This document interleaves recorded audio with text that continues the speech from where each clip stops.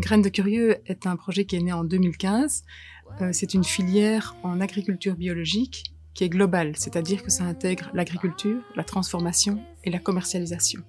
Mais surtout, nous avons mis l'accent sur l'innovation et l'utilisation des nouvelles technologies, c'est-à-dire que nous avons implanté en Belgique des cultures qui n'existaient pas, comme le quinoa, comme la lentille.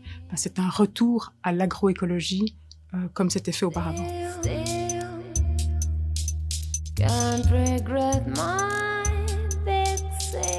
Le projet Graines de Curieux est né par le travail qu'on faisait auparavant, qui était de la gestion de terre pour propriétaires terriens, et d'autre part par la réflexion avec des agriculteurs sur l'agriculture bio et l'utilisation des cultures pour l'alimentation humaine.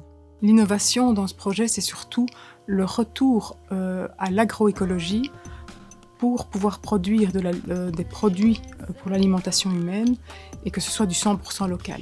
Mais pour que ce soit du 100% local et qu'on ait un business qui fonctionne, il faut qu'il y ait une certaine innovation. D'où l'introduction de cultures qui n'existaient pas chez nous.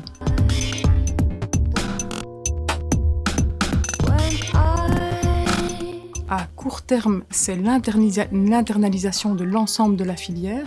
Donc tout ce qui est agriculture, nous travaillons avec une quarantaine d'agriculteurs. La commercialisation, nous le faisons nous-mêmes aussi. Jusqu'ici, nous sous-traitions toute la transformation, le tri et la transformation, ce qui ne sera plus le cas à partir du 1er janvier, puisque nous avons investi dans une usine de tri et les premières machines de transformation.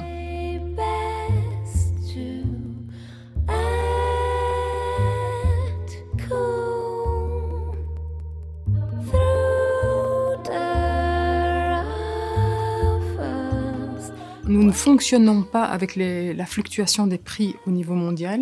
Moi, je propose des contrats à prix fixe annuels aux agriculteurs et donc ils travaillent avec moi. Mais il n'y a absolument pas de fluctuation, je ne fais pas de la vente en gros. Tout ce qui est produit chez nous est vendu chez nous. Les surplus, s'il y en a, sont vendus à des meuniers ou à des transformateurs de la région. C'est ce qu'on appelle de l'économie circulaire et c'est vraiment c'est vers ça qu'on tend le plus puisque les sous-produits de notre usine de tri seront utilisés pour développer l'alimentation animale.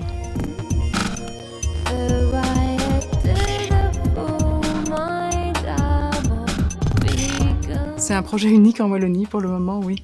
Donc il n'y a pas de concurrents sauf certains concurrents qui commencent à faire la même chose que nous, sauf qu'ils n'ont pas la filière globale.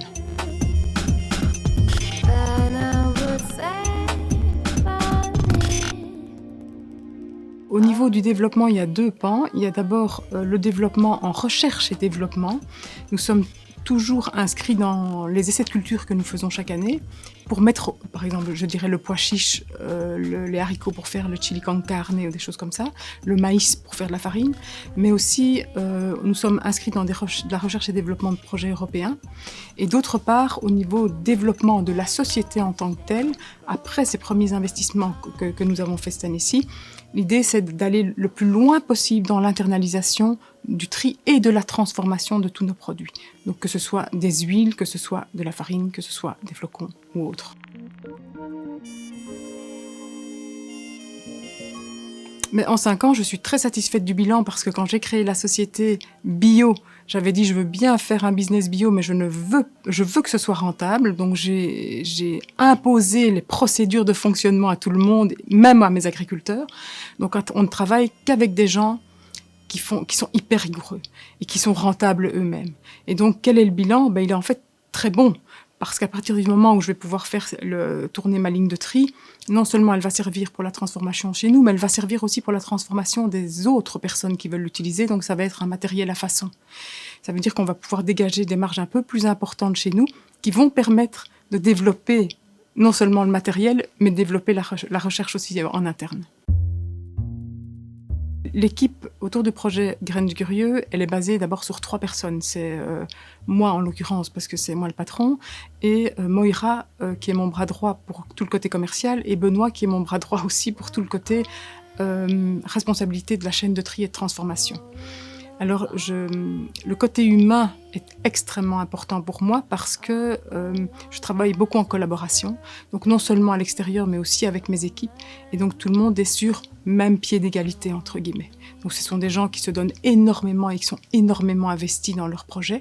Mais qu'il leur est donné en retour en qualité de vie et côté humain est important aussi.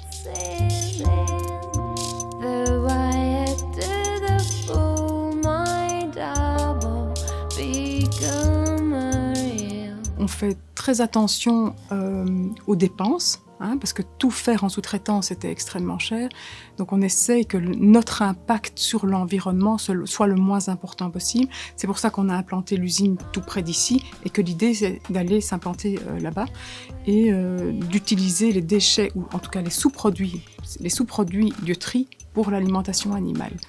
Donc en termes de durabilité, c'est ce qu'on met vraiment en place pour le moment. À partir du moment où on va construire une usine plus grande, alors il y a tout l'impact environnemental lié à la construction auquel on va faire attention.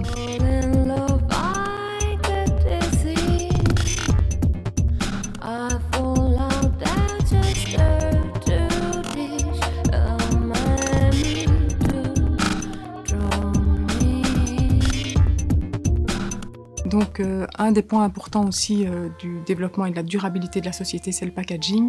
Donc, le packaging est en papier et l'objectif est toujours le même, c'est d'avoir le moins de déchets possible et d'avoir du matériau qui sont le plus réutilisable possible. D'autre part, l'emballage de nos produits se fait ici dans une ETA, donc avec des gens qui sont handicapés et qui font ça à la main pour le moment.